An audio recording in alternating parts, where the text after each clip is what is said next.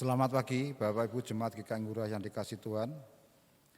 Warta Gereja GKI Ngurah Minggu 5 Juli 2020 adalah sebagai berikut. Ibadah Minggu 5 Juli 2020 dilayani oleh Pendeta Emeritus Budi Bunarto. Atas pelayanannya kami mengucapkan banyak terima kasih. Tuhan memberkati. Pembinaan calon penatua baru akan dilaksanakan pada 5 Juli pukul 9 pagi di GKI Ngurah. Mohon perhatian bagi para calon penatua. Pelayanan peneguhan penatua akan dilayankan dalam diri 1. Ibu Retno Budi Indaswarin, 2. Ibu Maria Kristanti, 3. Ibu Rudili, 4. Ibu Ernawati, 5. Saudara Sarwo Edi, 6. Penatua Yuwana Elianti. Sedangkan penatua yang akan mengakhiri masa jabatannya adalah 1. Barnabas Subowo, 2. Penatua Arif Budi Santoso. Mohon dukungan doa dari segenap jemaat dan simpatisan. Karena keadaan COVID-19 yang belum menurun di daerah Jawa Timur, Majelis Jemaat GKI Ngurah merevisi keputusan untuk melaksanakan ibadah di tanggal 5 Juli 2020 menjadi bulan Agustus. Mohon pengertian dan perhatian dari segenap jemaat dan simpatisan. Pada tanggal 5 Juli 2020, Majelis Jemaat GKI Ngurah akan mengadakan persidangan Majelis Jemaat. Mohon dukungan dari segenap jemaat dan simpatisan. Persembahan Bapak Ibu dapat disalurkan melalui kotak yang sudah tersedia di halaman gereja atau datang ke kantor gereja, atau bagi jemaat yang berada di luar kota bisa ditransfer melalui nomor rekening yang sudah tertera di bawah ini. Dan yang terakhir, calon jemaat dan simpatisan diimbau untuk terus menjaga kesehatan di masa pandemi, mengenakan masker ketika bepergian, mencuci tangan, dan menghindari kerumunan orang banyak. Semoga Tuhan melindungi kita semua. Amin. Atas perhatiannya disampaikan terima kasih. Tuhan memberkati.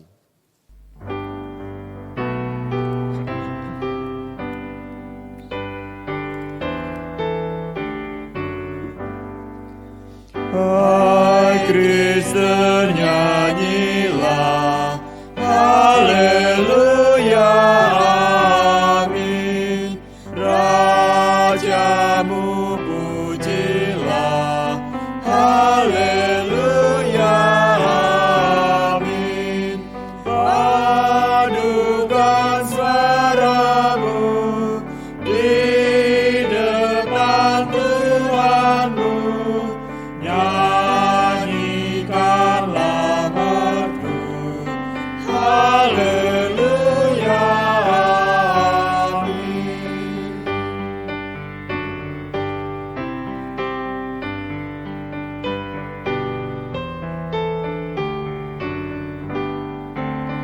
Hatiku angkatlah, haleluya, amin. Mari bersoraklah, haleluya, amin. Tuhan sahabatmu tinggal bersamamu, kasih-Nya pun teguh, haleluya, amin. Jemaat Tuhan yang kekasih, kita akan awali ibadah ini dengan pengakuan demikian. Ibadah ini berlangsung dalam nama Bapa, Putra, dan Roh Kudus.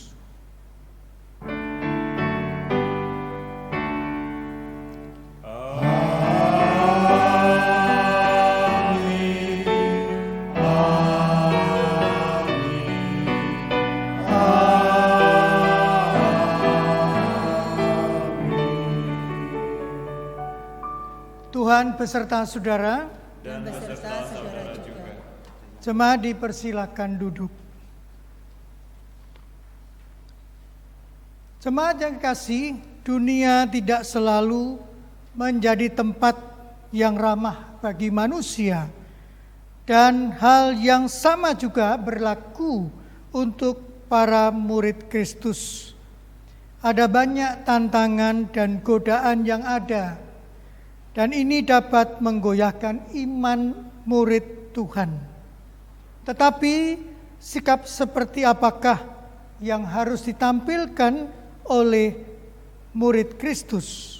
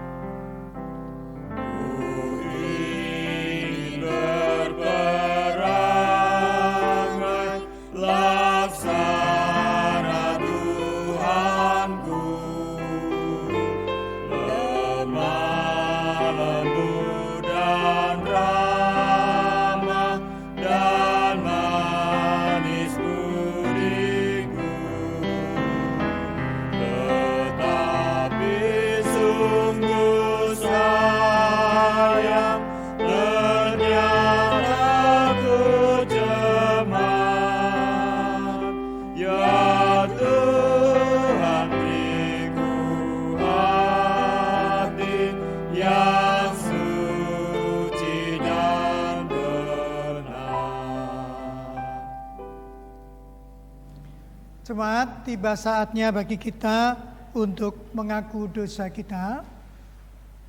Saya persilakan jemaat Tuhan untuk melaksanakan secara pribadi. Nanti akan saya tutup dengan doa bersama-sama dengan jemaat Tuhan. Marilah kita berdoa.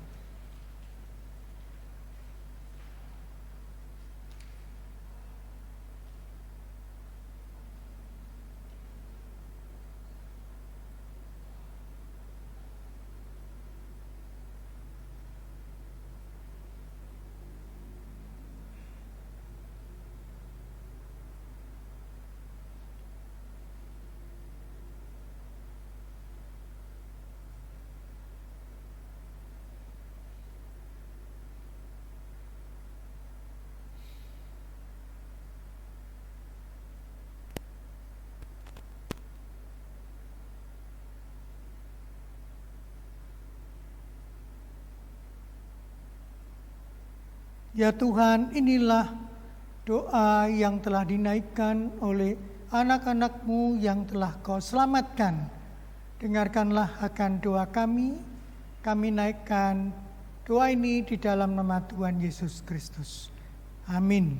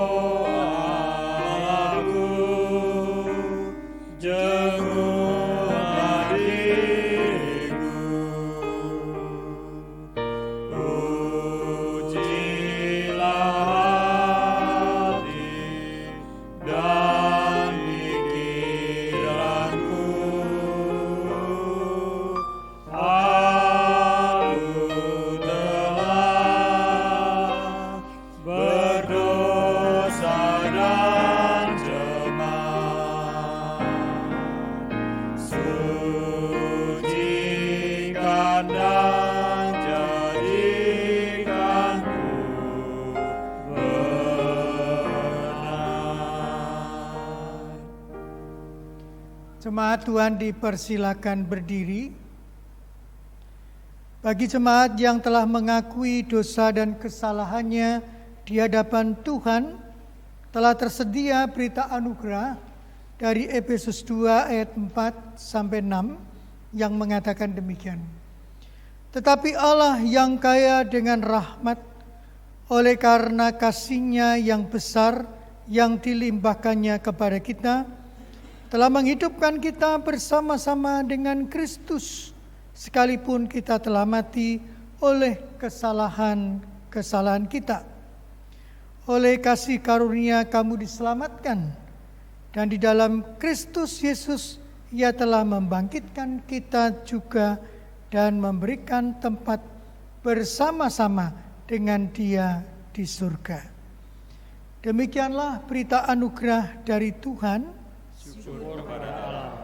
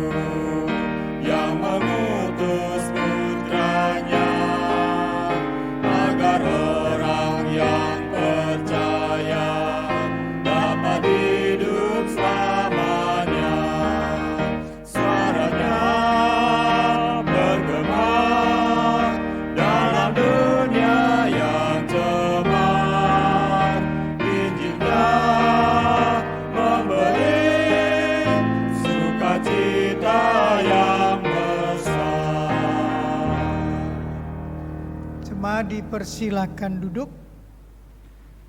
Sesaat lagi kita akan menghayati sabda Tuhan.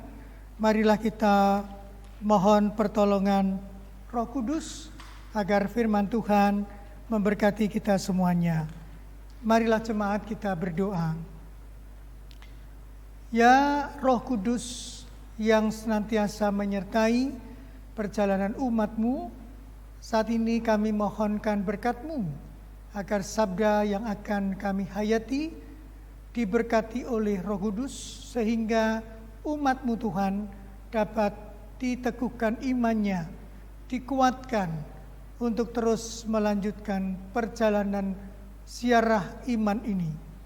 Kami serahkan akan karya Roh Kudus di dalam sabda Tuhan, biarlah semuanya menolong kami. Terima kasih Bapa, dalam nama Tuhan Yesus kami berdoa. Amin.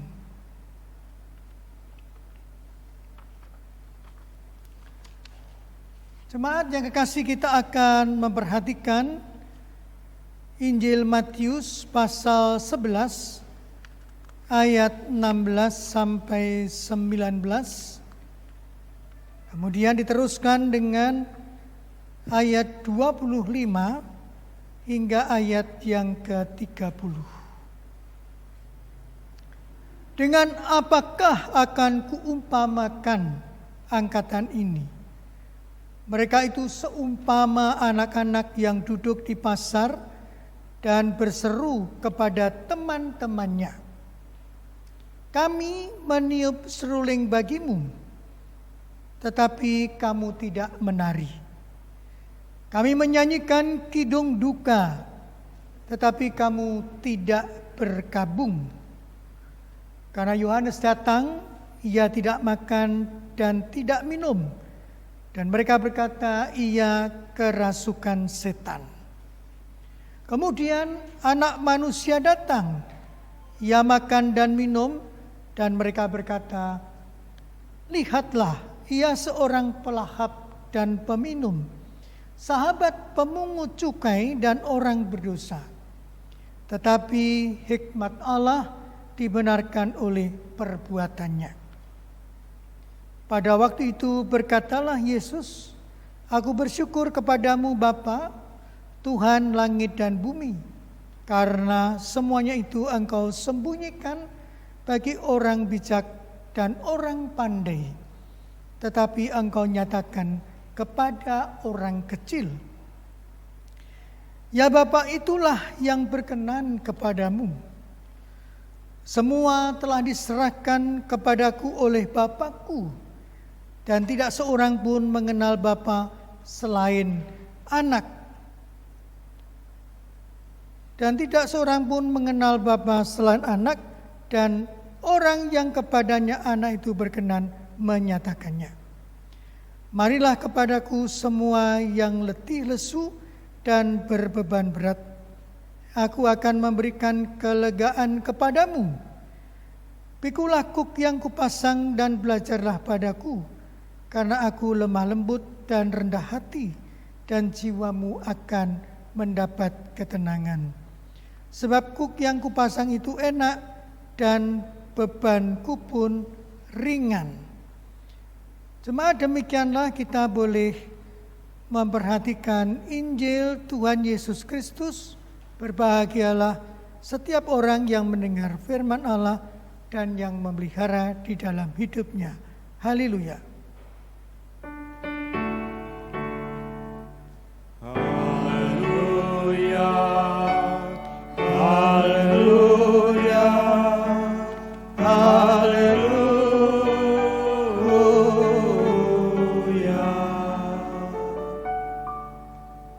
Jemaat Tuhan yang kekasih, pada saat ini kita akan merenungkan tema khotbah yang mengambil judul Jangan Terus Menentang. Suatu hari Nasarudin dan anaknya pergi ke pasar hendak menjual keledainya. Mereka berdua menuntun keledai. Ada orang banyak yang berkomentar, mengapa keledai dituntun, tidak ditunggangi? Nasarudin dan anaknya mengikuti saran orang banyak. Mereka berdua naik keledainya. Lalu ada ibu-ibu yang melihat mereka. Ibu-ibu mengiba berkata, keterlaluan mereka berdua. Keledai sekecil itu ditunggangi 2 orang tegap. Harusnya 1 orang saja yang naik.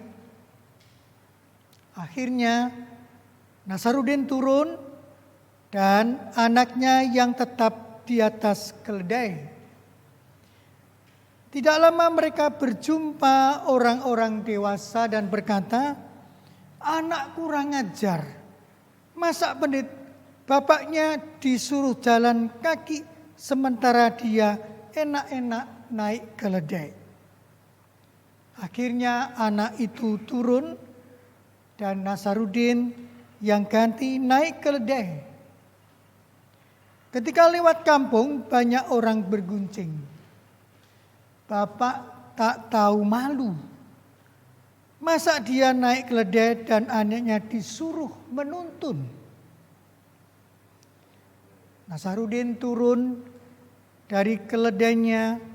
Anaknya bertanya, Pak, jika demikian apa yang harus kita lakukan? Mereka sepakat untuk menggendong keledainya. Orang-orang di pasar menertawakan mereka berdua dan dengan berceletuh mereka berkata, lihatlah bapak dan anaknya podo-podo goblok. Bukankah keledai itu seharusnya dituntun atau dinaiki? Bukan malah digendong. Benar-benar mereka orang yang bodoh. Jemaat Tuhan, dari kisah ini kita bisa mengatakan bahwa apapun yang dilakukan oleh Nasarudin dan anaknya tidak ada yang benar. Serba salah. Selalu ada kritik yang dilontarkan untuk menjatuhkan, untuk menyalahkan. Dan tidak ada suatu pujian yang dilontarkan sebagai sebuah tindakan yang benar. Karena itu Bapak Ibu, kita lalu mengingat akan apa yang pernah dilakukan oleh orang-orang Yahudi atau secara khusus oleh orang-orang Farisi dan ahli-ahli Taurat terhadap apa yang diperbuat oleh Yohanes Pembaptis, tetapi juga terhadap Yesus. Mereka selalu saja menyalahkan Yohanes Pembaptis dan Yesus, seolah-olah apa yang dilakukan oleh mereka berdua tidak ada yang benar. Mereka menolak dan menentang apa yang dikerjakan oleh Yohanes Pembaptis dan Yesus. Kita tahu bahwa Yohanes Pembaptis adalah seorang yang menyuarakan pertobatan dengan tampilan yang sangat tidak lazim. Seorang pertapa yang tinggal di padang gurun, memakai jubah bulu binatang, makanannya belalang dan madu hutan. Ia tidak makan roti, tidak minum anggur, namun dianggap oleh orang-orang yang tidak menyukainya sebagai orang yang kerasukan setan. Sedangkan Yesus yang berjalan keliling memberitakan Injil Kerajaan Allah, dia bergaul dengan semua lapisan masyarakat, mulai dari pemungut cukai, orang berdosa, perempuan Samaria yang selalu menjadi tempat orang tidak menyukai. Bagaimana Yesus menolong dan menyembuhkan orang sakit oleh orang-orang yang tidak suka dianggap sebagai seorang peminum pelahap, suka bergaul dengan orang-orang berdosa.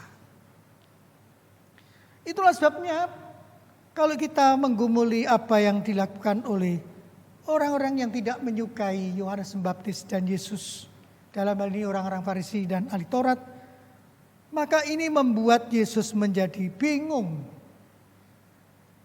Sehingga Yesus mengatakan di dalam pembacaan Injil Matius tadi, Bapak Ibu, dengan apakah kuumpamakan orang-orang ini atau angkatan ini. Sehingga Yesus mengkaitkan mereka dengan mengumpamakan drama anak-anak di pasar untuk menggambarkan sikap penentangan dan penolakan mereka. Perumpamaan anak-anak yang duduk di pasar atau anak-anak yang sedang bermain di pasar, yang membuat drama dan memainkannya sendiri merupakan pemandangan sehari-hari yang bisa ditemukan pada masa itu.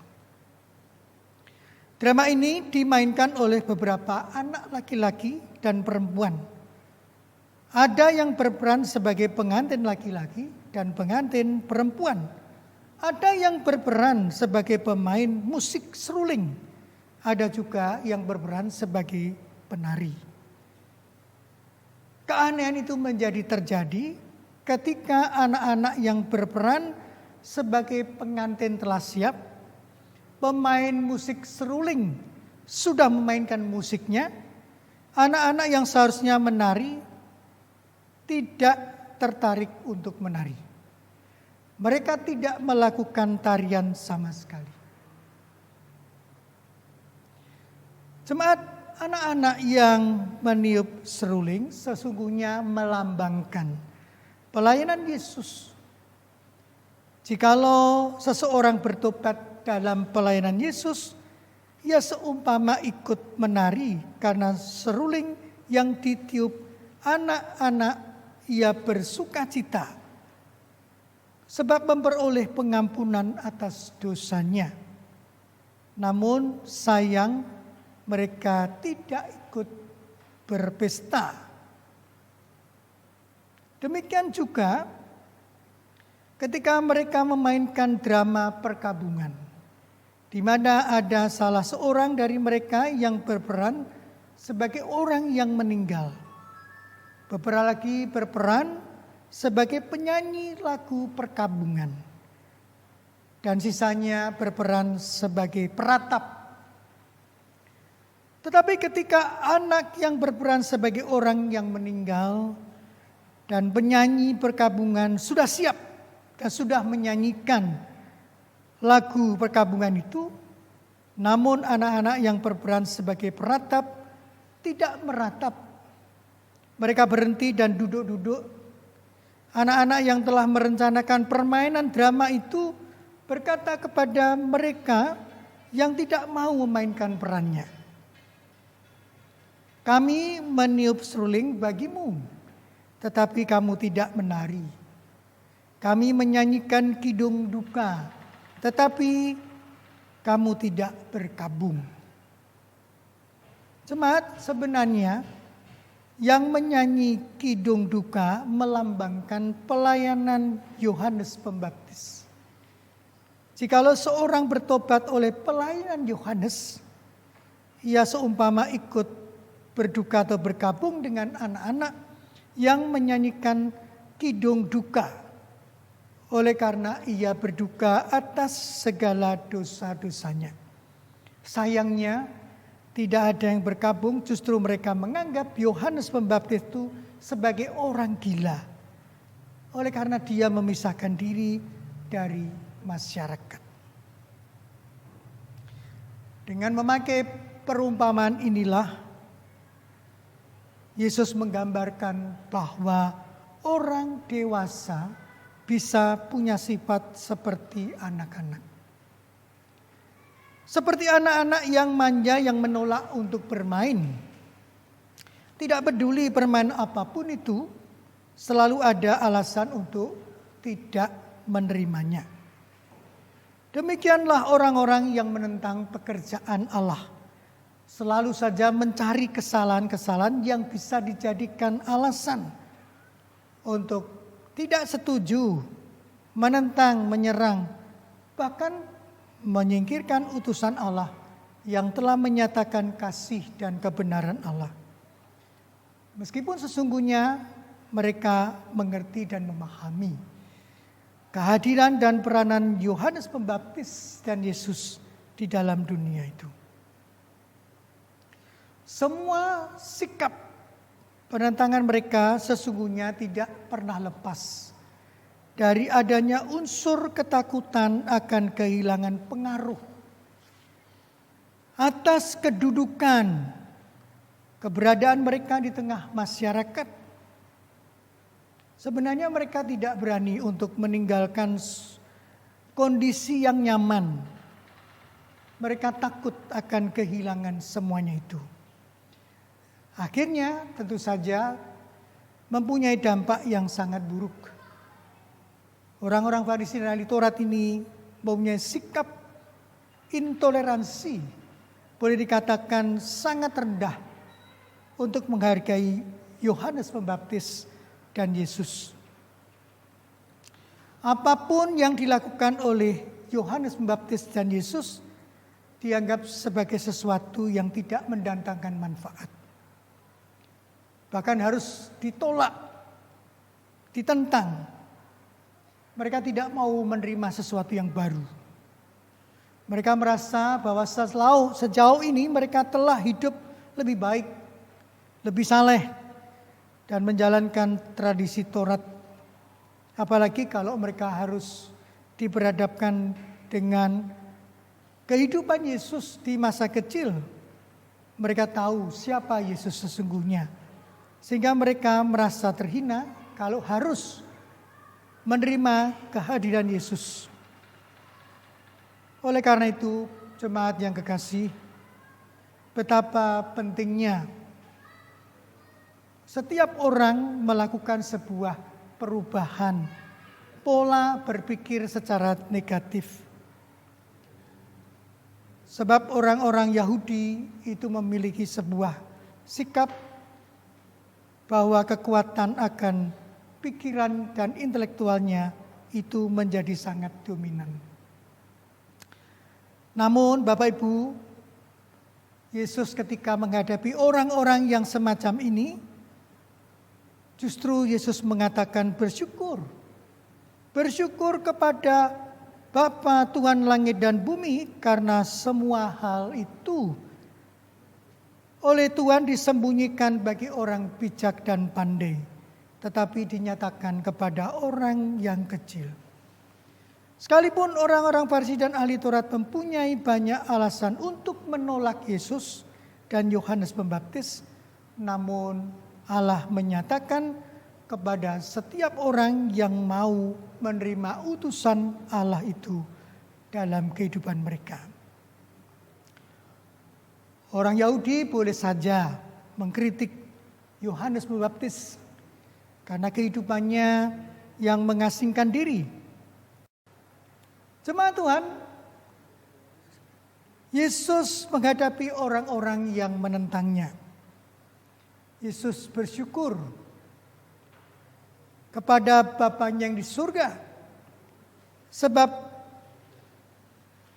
semuanya disembunyikan oleh Bapa yang di surga bagi orang bijak dan orang pandai, tetapi menyatakan kepada orang kecil.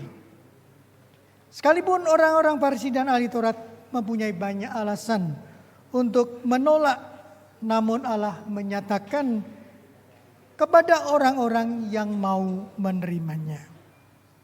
Orang Yahudi boleh saja mengkritik Yohanes Pembaptis karena kehidupannya yang mengasingkan diri. Namun apa yang dilakukan oleh Yohanes Pembaptis telah menggerakkan hati banyak orang kepada Allah yang selama ini sebelumnya tidak bergerak untuk mencari arah dan bertobat. Orang-orang Yahudi boleh saja mengkritik Yesus karena kehidupannya yang bebas bergaul dengan siapa saja, termasuk dengan orang-orang yang berdosa. Namun di dalam Yesus orang-orang menemukan kasih Allah, kehidupan yang baru, kekuatan yang baru untuk menjalani hidup sebagaimana seharusnya mereka jalani dan menemukan keselamatan di dalam Kristus. Jemaat, apa yang bisa kita pelajari dari pesan sabda Tuhan pagi ini? Pertama-tama, kita hendak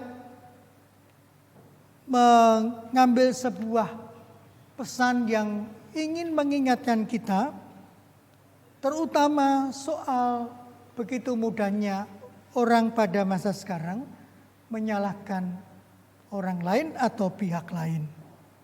Katakanlah pada masa pandemik ini kita menyaksikan ada sebagian masyarakat yang mengkritik terhadap penyelenggara negara misalnya, di mana ketika terjadi pelonggaran masa pandemik dipandang sebagai sebuah langkah yang salah. Mereka kemudian mengatakan dilonggarkan malah banyak orang yang terkena COVID-19. Akhirnya sebagian masyarakat itu minta supaya dikarantina saja. Ketika penyelenggara negara mengatakan, ya sudah kalau begitu dikarantina saja, tetap saja dipandang sebagai sebuah keputusan yang salah. Mereka menuntut untuk tidak dikarantina atau di lockdown. Mereka minta supaya dilonggarkan saja. Yang kedua, Bapak Ibu, kalau kita mau menggumuli pesan sabda Tuhan, juga mengingatkan pelayanan kita. Sebenarnya di dalam pelayanan gereja kita juga tidak pernah lepas dari sebuah kritikan-kritikan yang disampaikan kepada setiap pelayanan kita. Akan tetapi sayangnya bahwa orang yang selalu mencari kelemahan kita, kekurangan kita, yang melontarkan kritik-kritik terhadap kita, tidak memberikan solusi yang baik. Hal ini mengingatkan kita kepada bagaimana ulah para penonton sepak bola yang selalu menyalahkan pemain sepak bola. Mereka menganggap para pemain sepak bola bukan orang-orang yang cakep untuk melaksanakan permainannya. Maka penonton kebanyakan memberikan kritikan, wah harusnya begini, wah harusnya begitu. Selalu saja yang dilihat adalah sisi kekurangannya. Tidak pernah memberikan pujian apa yang dilakukan oleh para pemain sepak bola yang telah berjuang supaya bisa terjadi kerjasama dan menghasilkan sebuah gol. Tentu saja jemaat yang kekasih, kalau ada yang mengkritik pelayanan kita, bukan berarti kita anti terhadap kritikan. Tentu tidak demikian. Namun semua itu harus dipandang sebagai sebuah masukan untuk membangun pelayanan kita bersama. Karena itulah jemaat yang kekasih, marilah kita menjadi jemaat yang dewasa, tidak anti terhadap kritik dan terbuka terhadap perubahan-perubahan. Serta kita yakin oleh pertolongan Tuhan, melalui itu semuanya kita akan bertumbuh di dalam kasih dan pemeliharaan Tuhan. Semoga Tuhan tetap memberikan semangat kepada kita di tengah-tengah suasana pandemik, agar kita tidak usah takut kalau disalahkan oleh pihak lain. Tuhan memberkati. Amin. Marilah Bapak, Ibu, Saudara yang dikasihi Tuhan, kita mengucapkan pengakuan iman rasuli bersama-sama dengan umat Tuhan di segala abad dan tempat. Pengakuan iman rasuli. Aku percaya kepada Allah, Bapa yang Maha Kuasa, Khalik langit dan bumi, dan kepada Yesus Kristus, anaknya yang tunggal Tuhan kita, yang dikandung dari Roh Kudus, lahir dari anak darah Maria, yang menderita sengsara di bawah pemerintahan Pontius Pilatus, disalibkan, mati dan dikuburkan, turun ke dalam kerajaan maut, pada hari yang ketiga bangkit pula dari antara orang mati, naik ke surga, duduk di sebelah kanan Allah, Bapa yang Maha Kuasa, dan dari sana ia akan datang untuk menghakimi orang yang hidup dan yang mati. Aku percaya kepada Roh Kudus, gereja yang kudus dan am, persekutuan orang kudus, pengampunan dosa, kebangkitan orang mati, dan hidup yang kekal. Amin. Silakan duduk kembali.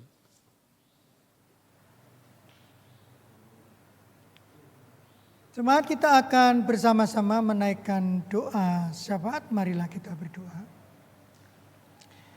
Bapa yang di surga, terima kasih atas sabda-Mu yang menolong kami untuk menghayati kehidupan ini yang bisa dinilai oleh berbagai pihak.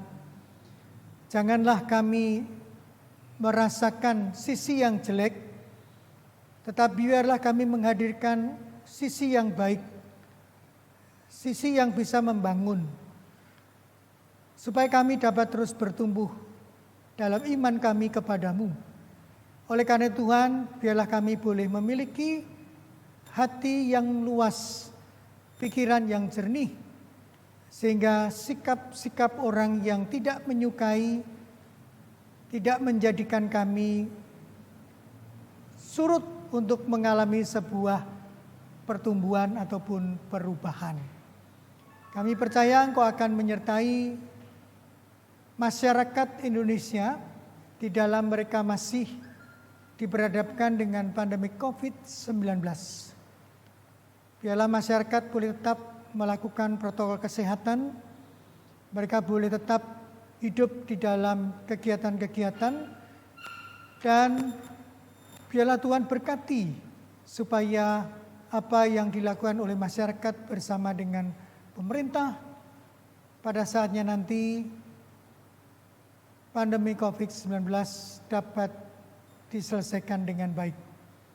Berkati upaya-upaya yang terus dilakukan oleh pemerintah untuk membatangkan kesejahteraan bagi masyarakatnya. Berkati setiap tenaga dokter, perawat, siapapun yang menjadi relawan untuk menolong sesamanya. Tuhan memberkati hidup dan keluarga mereka masing-masing. Kami juga menyerahkan Tuhan akan seluruh kegiatan-kegiatan yang dilakukan oleh masyarakat untuk membantu sesamanya di tengah-tengah pandemi COVID-19, supaya rasa persaudaraan dan kemanusiaan, cinta kasih tetap mengalir di dalam kehidupan sebagai satu bangsa. Kami juga mendoakan untuk perekonomian Indonesia supaya dapat terus bertumbuh dengan baik. Begitu juga dengan sikap masyarakat yang tetap menghormati dan memperhatikan akan perkembangan-perkembangan dari pandemi COVID-19. Ya Tuhan, kami berdoa untuk seluruh kegiatan yang dilakukan oleh berbagai macam lapisan masyarakat, termasuk juga anak-anak Tuhan, gereja yang telah mengambil bagian di dalam ikut memikirkan ketahanan pangan dan juga kelangsungan perjalanan perekonomian masyarakat pedesaan. Kami doakan Tuhan untuk seluruh proses yang terus terjadi. Kami tetap ingin mendoakan supaya Tuhan selalu menyertai kami semuanya di dalam perjalanan hidup gereja Tuhan sampai pada saatnya nanti dapat dilangsungkan ibadah secara tatap muka. Kami berdoa supaya segenap umat beragama dapat menjalin kerjasama yang baik. Mereka boleh saling mendukung sehingga melahirkan sebuah kebersamaan yang saling menyejukkan di tengah-tengah permasalahan bangsa dan negara saat ini. Kami tetap mendoakan supaya kejahatan-kejahatan yang terus bisa terjadi di manapun dan di kapanpun kiranya dapat meningkatkan bagi masyarakat kewaspadaan supaya tidak terlena. Begitu juga dengan kesempatan-kesempatan di daerah-daerah tertentu yang boleh mendapatkan zona hijau supaya mereka tidak kemudian terlena dan menjadi tidak waspada sehingga mereka kemudian kembali mengalami zona kuning ataupun bisa berubah menjadi merah. Bapak, kami pasrahkan seluruh perjalanan GKI Ngurah beserta dengan jemaat simpatisan, berkati juga pelayanan Mas Seta Dahana, Pak Gideon sebagai konsulen, juga Mas Hosea, Mas Kris. Tuhan berkati hamba-hambamu, berkati juga setiap mereka yang terlibat dalam pelayanan ini, baik sebagai song leader, pemain musik, dan penata teknis, semuanya Tuhan berkati. Bapak, kami serahkan seluruh perjalanan gereja Tuhan, bangsa dan negara ke dalam tangan Tuhan. Biarlah apa yang sudah kami alami bersama dengan Tuhan pasti akan terus dipimpin dan diberkati oleh Tuhan. Terima kasih Bapa, kami serahkan doa kami di dalam nama Tuhan Yesus Kristus. Amin. Bapak, Ibu, Saudara yang dikasihi Tuhan, marilah kita haturkan ucapan syukur kita melalui persembahan yang kita kumpulkan. Dan persembahan itu bisa dimasukkan di dalam amplop dan dimasukkan di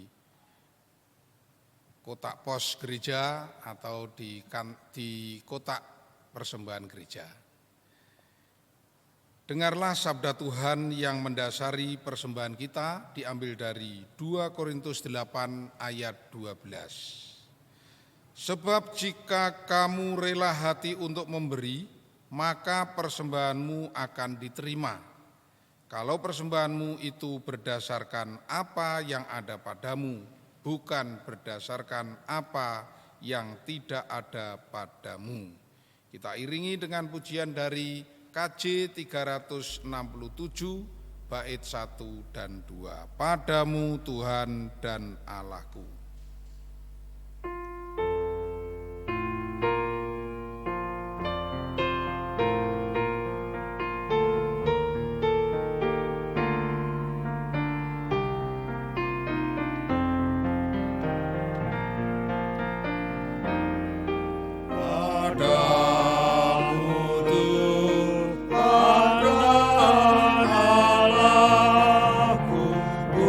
Bersembah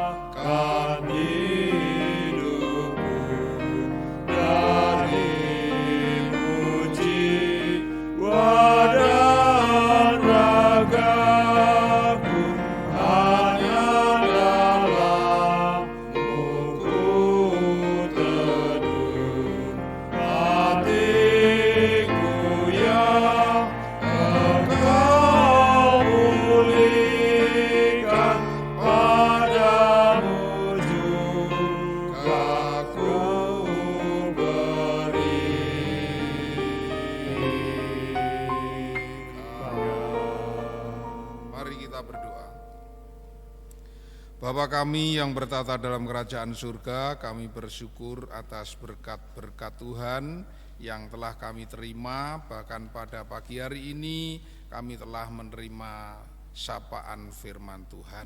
Sebagai rasa syukur kami Tuhan, kami telah memberikan persembahan kepada Tuhan. Mohon ya Tuhan, terimalah persembahan kami ini. Di dalam nama Tuhan kami Yesus Kristus kami berdoa. Haleluya, amin.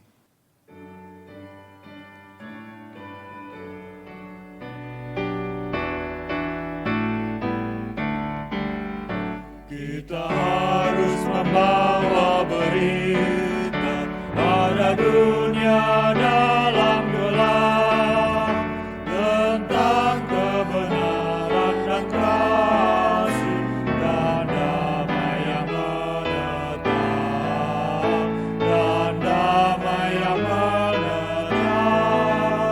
Karena gelap jadi remang pagi dan remang jadi siang terang. Kuasa Kristus kan nyatalah, ramani dan cemerlang. Jemaat, arahkanlah hatimu kepada Tuhan. Kami mengarahkan hati kami kepada Tuhan. Jadilah saksi Kristus. Syukur kepada Allah, Terpujilah Tuhan. kini dan selamanya. Terimalah berkat Tuhan.